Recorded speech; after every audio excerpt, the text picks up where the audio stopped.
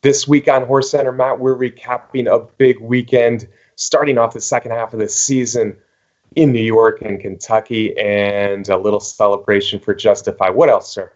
We're going to talk about the Royal Ascot meeting that's going on this week and preview the Ohio Derby. Don't miss it right here on HorseCenter.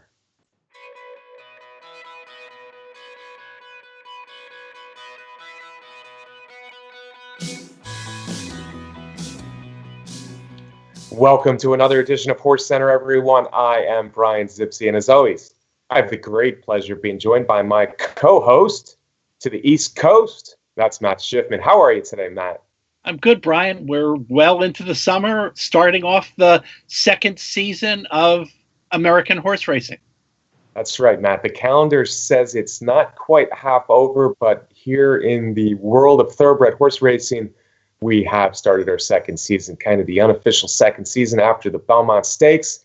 And there were some interesting races and results from last weekend, Matt. So let's jump right in to our big racing roundup recap from last week. And I want to start on Sunday, because on Sunday, one of the best turf horses, well, he was the best 2-year-old turf horse in 2016. I think he was the best 3-year-old turf horse in 2017. That is in America.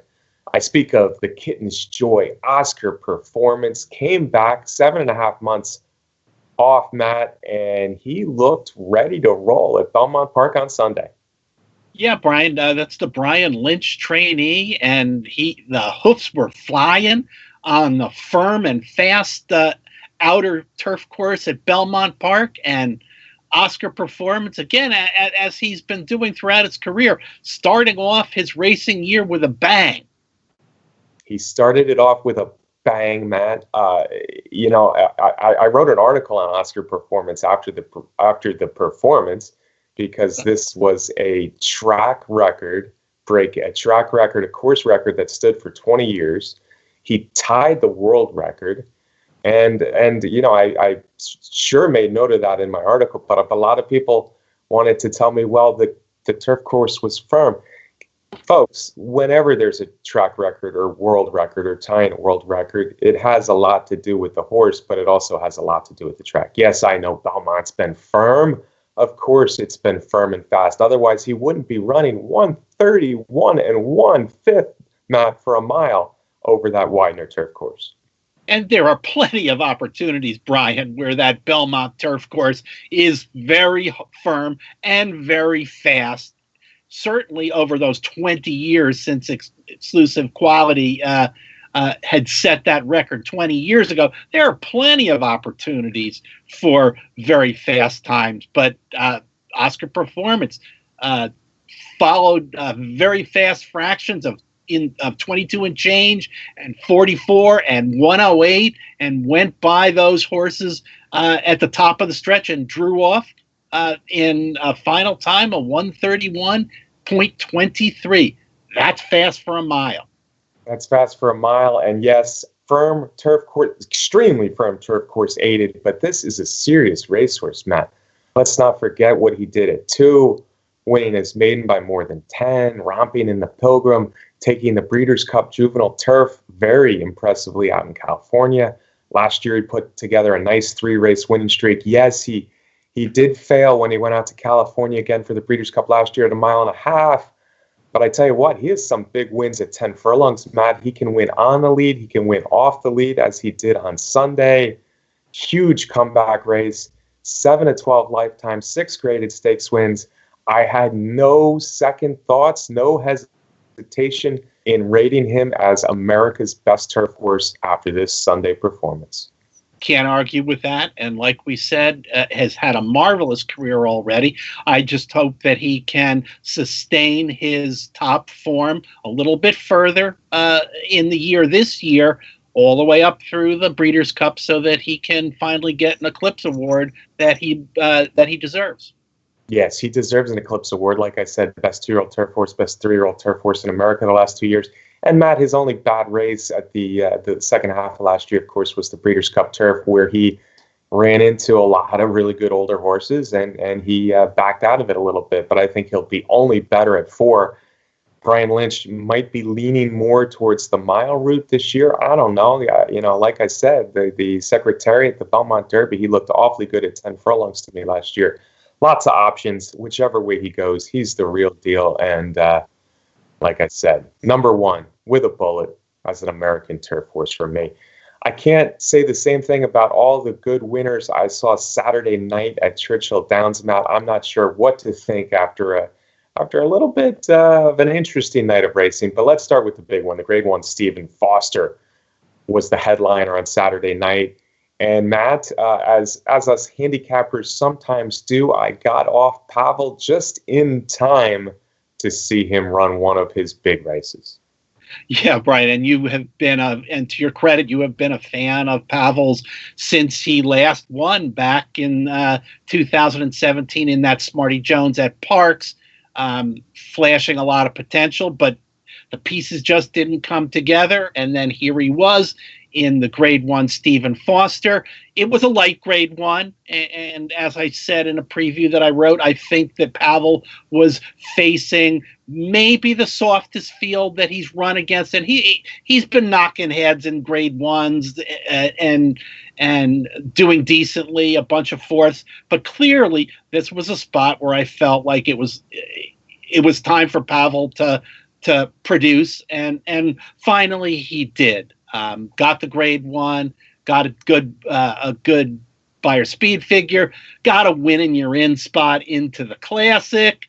And like you said at the beginning, I'm not sure what to think about all of that. But for sure, it's good to see that Pavel finally put the pieces together. Yeah, talented horse. The Son of Created Cause, one of my favorite young sires. Of course, Doug O'Neill trains him for Redham Racing. Mario Gutierrez, as often the case for that team. In the saddle, Matt, impressive win. Backyard Heaven, the lightly raced Chad Brown Ramsey horse, really came up empty. He looked good on the turn, and all of a sudden just had nothing as Pavel zoomed right by. Irish War Cry, we're talking thumps, which basically means he has trouble in the heat. He of course, literally stopped in the race and was pulled off wisely. So, yeah, it kind of fell apart. Honorable Duty, the horse I decided to play at the odds, ran second, but Pavel was much the best. This is a horse, Matt, who's had found trouble in a lot of his races. He's only been racing for a year, and he's really been in a lot of big races. He had consistent fourths coming into this, some with trouble. Dubai World Cup, I thought, was a good effort. But, maybe he's a horse who only can do his best when he's winning by himself. Maybe he doesn't want to get into a real battle. I don't know. Clearly likes Churchill. He's in the Breeders' Cup Classic. I'm not convinced he'll be one of the main players in that. But if he can move forward off this performance, it was a good one. Another one that ran Saturday night, Matt, was Blue Prize. And Blue Prize, the Argentinian mare, has run two really good races in America. They both happen to be at Churchill Downs, including Saturday night's win in the Fleur de Lis, making her perhaps a filly or mare to watch out for come Breeders' Cup Distaff, which will be at Churchill Downs. Yeah, I guess so. She came over from Argentina and with the Fleur de Lis now has a couple of Grade 2 wins. This Grade 2 was a win and you're in. I guess it was a little bit of a light race for a win and you're in. And looking at the kind of horses that we know are likely to be in there, those older horses like Abel Tasman and Unique Bella and Salty and Elate. That's a tough group for this Blue Prize to fit into, but congratulations on that victory. I'm not sure whether that race was worthy of a win and you're in or whether Grade 2s should be win and you're in events, but stakes races, their graded ratings do change from year to year. Right. She easily went by Farrell, the leader. I thought there'd be a little bit more pace in the race, quite honestly, and Blue Prize stalked and was much the best here, Matt. So one of my points is clearly she likes Churchill Downs, and that's a good quality to have, especially in 2018 with the Breeders' Cup there. I'm not ready to put her with the likes of Unique Bella, Abel Tasman, maybe a late, salty Monomoy Girl, the 3-year-old. Yes, but having the race at Churchill Downs certainly is an advantage for this nice Argentinian mare. What else happened Saturday night, Matt? There was Mr. Misunderstood. This is a horse who likes to win. Again, another horse that I'm not ready to put up at the top of his division. He's a nice turf horse, likes to win at Churchill Downs. But he was a winner where there were some certainly disappointing performances from horses like World Approval, and I would even say Divisadero in Saturday night's Wise Dan. Yeah, and Mr. Misunderstood, that's not easy to say, is a very nice horse. 17 career starts, 10 wins, 2 seconds, nice record. Most of those wins came in allowance company. This was Mr. Misunderstood's first grade 2 victory, so credit to that. But like we were saying earlier, this male turf division is kind of wide open, with Oscar Performance stamping himself on top right now. And yeah, a big disappointment for World Approval. They'll have to figure out if he's interested in competing any longer. And for Divisadero, who I expected more from, especially on the Churchill Downs turf that he loves so much. Yes, 2 disappointments for sure. Good win for Mr. Misunderstood, but certainly, for me at least, not quite the level of Oscar Performance. You know, Matt, one of the interesting wins of the evening came in a 3-year-old race, and this is a horse I've kind of been thinking might pop up. I kind of liked him as a long shot possibility in the Wood Memorial. I think he's a talented horse. King Zachary finally flashed a potential here, because this Matt Wynn victory was a very good performance. If you compare the times to the other times of the day, King Zachary ran a big race, won easy. Axeman really came up empty as an overwhelming favorite for Bob Baffert in the race. But King Zachary, son of Curlin, might be one to look out for in the second half. Yeah, interesting that King Zachary is the one from the many in the Dale Romans barn who started out on the Derby Trail. He seems to be the one, and there are so many nice graded stakes races, all those derbies in the Midwest, the Haskell and the Travers and the Pennsylvania Derby. There's a lot out there on the plates for these 3-year-olds now that Justify is taking a little break. Yeah, a nice race for Dale Romans, as you mentioned, running 1-2 there. But King Zachary, much the best, and pretty lightly experienced as far as stakes racing. So King Zachary, one to look out for, as Matt said. Lots of good options the rest of the year for 3-year-olds, or at least the next couple months. Matt, those were the big races at Churchill Saturday night. But I think the bigger story of the night, of course, was Justify. It was the night before he flew back to California, where he will stay for a while. For me, I got out in the paddock there to see him one more time. I've seen him several times, of course, this spring. But to me, I was just looking around at the admiration and who says horse racing is dead when you see the reaction of the fans just mobbed all around the Churchill Downs paddock, the Churchill Downs winner circle, and the apron to see this wonderful undefeated Triple Crown winner just make an appearance really at Churchill Downs Saturday night. And of course, the connections were given trophies, Triple Crown trophies as well. So a good night there for Justify. Yeah, and hats off to Justify. Terrific Triple Crown run. Great for racing. He's gone back to the California base of Bob Baffert at Santa Anita Park. I think he's going to have another little parade and salute at Santa Anita coming up this weekend. And then he's going to take a little break. And you know what, Brian? That's well and good. He deserves it with those 6 races in a short amount of time. And then we'll see what comes next. I'm getting a little tired of all of the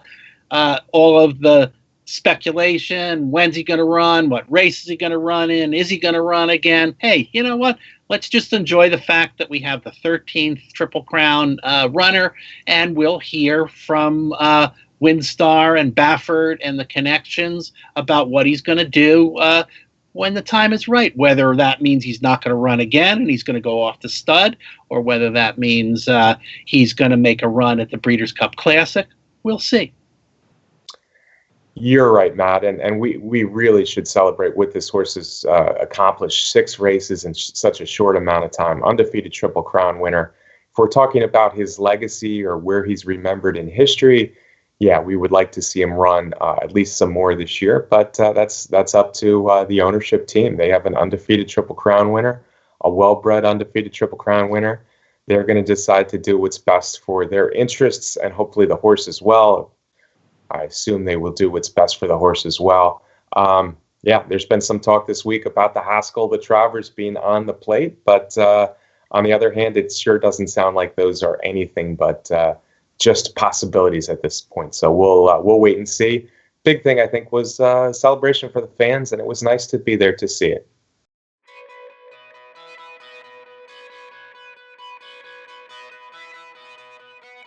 Matt, we need to talk about what's going on in one of our favorite racetracks. Of course, I'm talking about Ascot, and more particularly Royal Ascot. This is the week. It starts today. It's actually running right now, Matt, as we're taping this Tuesday morning.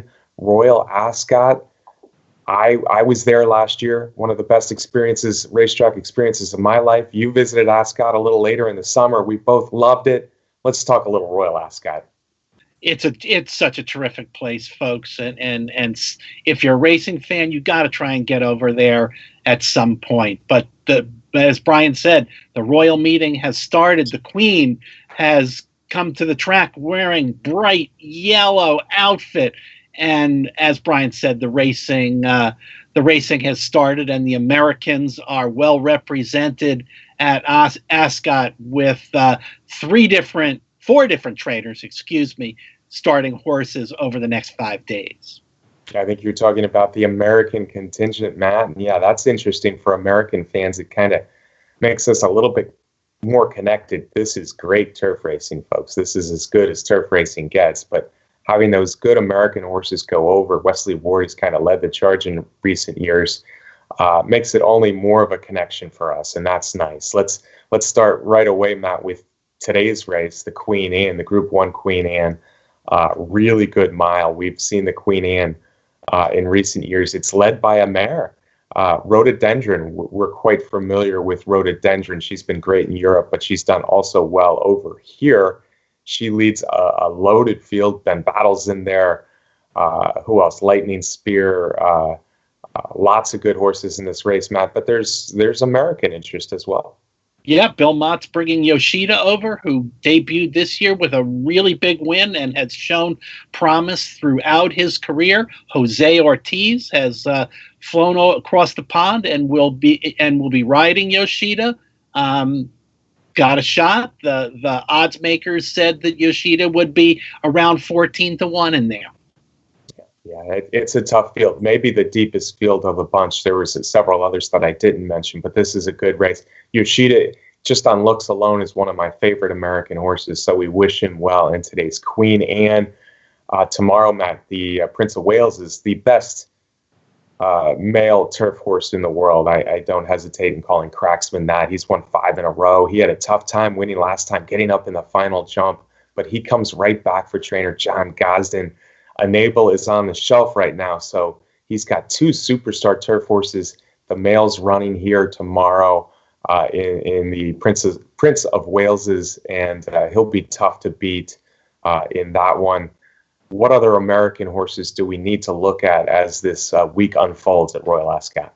Well, of course, when you're talking about the American contingent, you're talking about the Wesley Ward horses.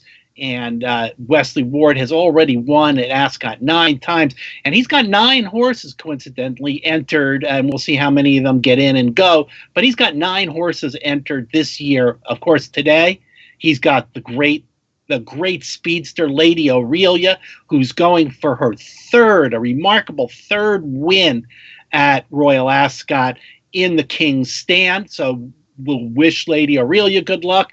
Tim Gleishaw has the Indiana bred Buchero in that same race. That's going to be a tough spot for that horse. And of course, Wesley Ward, he specializes in bringing those 2-year-olds over, those 2-year-olds that have won a race in the U.S., particularly in Keeneland. Tomorrow, Wednesday, he's got Chelsea Cloisters going in the Queen Mary for 2-year-olds. That's 5 furlongs. That horse won by 8 lengths at Keeneland and has been installed as the favorite. So one of Ward's big shots in there. Yes, Matt. Ward's got a strong contingent. I think maybe the one he's been highest on, 2-year-old filly, that is Shang, will try the Colts this week. Daughter of Shanghai Bobby, who also won at Keeneland. Let's move on in the week, Matt. Thursday is the Gold Cup, one of the races I enjoy the most.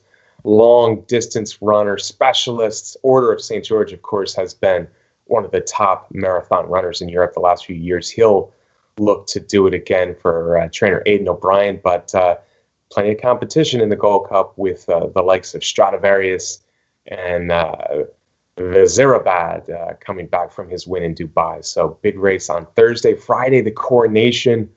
We can mention so many of these races, Matt, but Friday's Coronation is a loaded field of young fillies, and I want to mention Bilston Brook, because Bilston Brook won, of course, the English 1,000 guineas at odds of 66-1. She tries to keep it rolling in the Coronation. Anything else, Matt, from this loaded week at Ascot? Friday is another day where Wesley Ward's got a 2-year-old. He's got Stillwater Cove, who is another Keeneland winner, who's got odds of 13-2 there, so well regarded by the British bookmakers. Joel Rosario is riding there. Joel is riding a lot of horses for Wesley Ward this weekend. Todd Pletcher has Jidu in the Commonwealth, a 6-furlong race. That horse is owned by the Zayats of American Pharoah fame. Yeah, as Matt said, it's great to have all these Americans represented in Ascot. Folks, if you've never watched it, NBC Sports Channel, they're showing a bunch of Ascot, by all means, or get on your ADW, your chosen ADW, to watch these races, because it really is a spectacle just outside of London there at Ascot. For the Royal Ascot meet, Matt and I will be watching all week.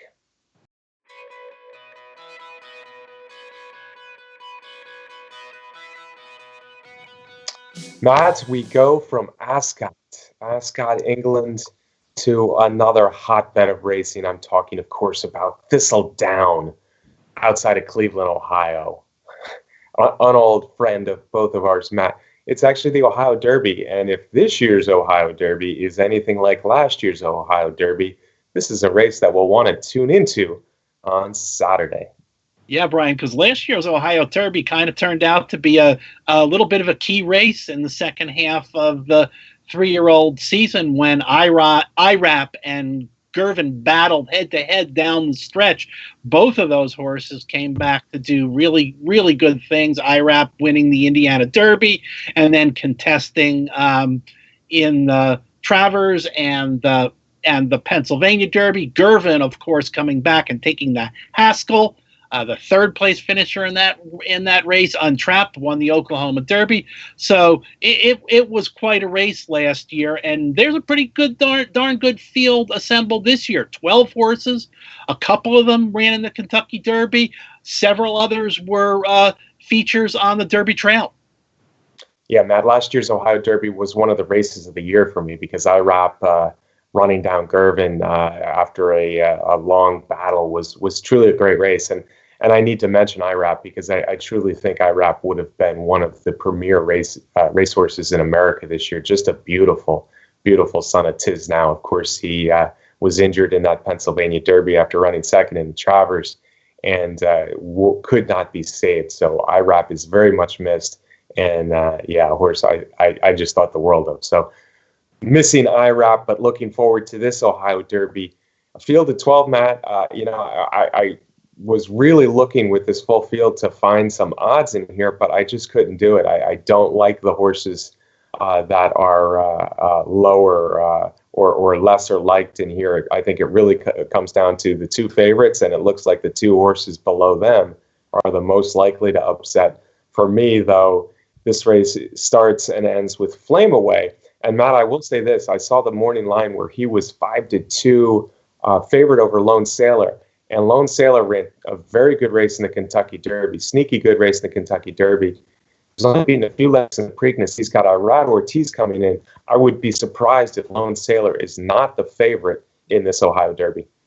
Yeah, that'll be an interesting decision for the bettors. Clearly, Lone Sailor had a better performance in the Derby, but Flame Away has, to his credit, a lot of wins. 5 wins, and we talked so much about Flame Away on the Derby Trail, winning on the turf, winning on the artificial, winning on the dirt, and disappointing finish in the Derby. But maybe we can draw a line through it with the super wet surface there. We know how Flame Away likes to compete in here, so it'll be interesting. I'm sure they will be both very close in odds, but there's also Core Belief in there, a little bit more lightly raced, from California, who finished 3rd in the Santa Anita Derby behind a horse named Justify and Baldoro, and then ran 2nd in the Peter Pan. So some good horses in there, a lot of speed in the race. I think it sets up for Lone Sailor to come running. Okay, Matt's going Lone Sailor, and I am going as far as to say I pretty much guarantee he'll be the favorite off of his Triple Crown experience with Irad Ortiz coming in to ride him. So I'm going to pick the second choice, who's the favorite on the morning line. I could be wrong. I'm never afraid of being wrong, Matt, but I just see Lone Sailor as the definite favorite in here. Flame Away, you don't have to tell me. Flame Away is we've been talking about him all year, just a nice horse. He's won many stakes, all different kinds of races. And I don't think he needs the lead, so I think he can stalk and pounce. He's a winner. Lone Sailor still has to prove that he can win a big race like this, and certainly Lone Sailor is the one to fear the most. You mentioned Core Beliefs. Blended Citizen didn't run a good Belmont for what it's worth, a horse that ran by him in the Peter Pan. I don't know how much that matters, because Core Beliefs did run a good enough Peter Pan, and certainly a threat, a California horse before that. Diamond King. Yeah, Diamond King did not run a really bad Preakness either. Overmatched a little bit. He's a threat for service. He's won some stakes as well. Title Ready. Maybe if Title Ready can show me some of the form. A few races back at Oaklawn, he's a threat, but another horse who likes to be close to the lead. And Okratis has pretty, I hope I'm saying that name right, Okratis, coming from Woodbine, has some really nice form at Woodbine, but I don't know if the class and the surface change is going to translate well for him in there. So big names. So I'm not giving you any odds, but I like Flame Away over Lone Sailor. Matt, you're going the other way. Yep, I'm going with Lone Sailor and Flame Away. All right, that's Saturday's biggest race in America. That's the Ohio Derby at Thistledown. Folks, I want to say thank you again, as always, for watching HorseCenter here every week. We really appreciate it. As you know, Matt and I really enjoy doing the show. We also enjoy you coming up and saying hello out at the racetrack. We encourage you to do that. We always have a good time meeting HorseCenter watchers out there. I want to thank the best contest site in the world, Derby Wars, our sponsor. And as you know, folks, Matt and I, our new venture, Derby Day Racing, has it's been gaining some steam lately, maybe corresponding with that Triple Crown winner with Justify. So that's exciting. Looks like we'll be buying our first horse any day now. So that's a good thing. Matt, we should remind our viewers also to subscribe to our YouTube channel here on Horse Racing Nation. But best of all, Matt, I want to hear a wonderful closing shot from you. I know you have something big planned for today, so hit us with it.